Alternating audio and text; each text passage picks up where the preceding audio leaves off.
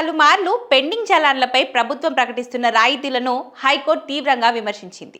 ఈ రాయితీలు ట్రాఫిక్ నియమాల పట్ల ప్రజల్లో భయం, గౌరవం తగ్గేలా ప్రభావితం చేస్తున్నాయని కోర్టు అభిప్రాయపడింది. తరచుగా డిస్కౌంట్లు ఇవ్వడం వల్ల క్రమశిక్షణ తగ్గిపోవడమే కాకుండా ఎప్పుడో ఒక్కరోజు రాయితీ వస్తుందన్న భావన పెరిగి ఉల్లంఘనలు పెరిగే అవకాశం ఉందని కోర్టు సూచించింది. ఈ సందర్భంలో ఈ చలాన్ల వ్యవస్థలో మార్పులు చేసి ఉల్లంఘనలకు సంబంధించిన సెక్షన్ వివరాలు స్పష్టంగా పొందుపరిచే విధంగా ప్రభుత్వం చర్యలు తీసుకోవాలని హైకోర్టు ఆదేశించింది. కేంద్ర మోటార్ వాహన నిబంధన 167 ప్రకారం ఇది తప్పనిసరి అని కూడా న్యాయస్థానం గుర్తు చేసింది. హైదరాబాద్ తార్నాకకు చెందిన ఒక వ్యక్తి ట్రిపుల్ రైడింగ్ పై విధించిన జరిమానాను సవాల్ చేసిన పిటిషన్ విచారణ సందర్భంగా ఈ వ్యాఖ్యలు వెలువడ్డాయి.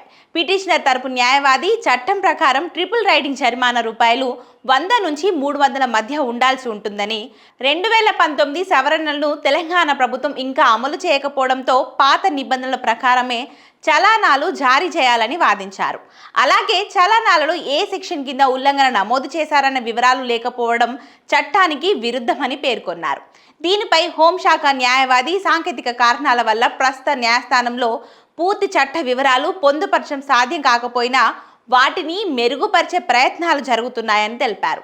సెక్షన్ 184 ప్రకారం జరిమానా 1000 ఉండగా రూపాయలు 1200 ఎలా విధించారన్న అంశంపై మరింత పరిశీలన అవసరమని కోర్టు స్పష్టం చేస్తూ విచారణను వాయిదా వేసింది.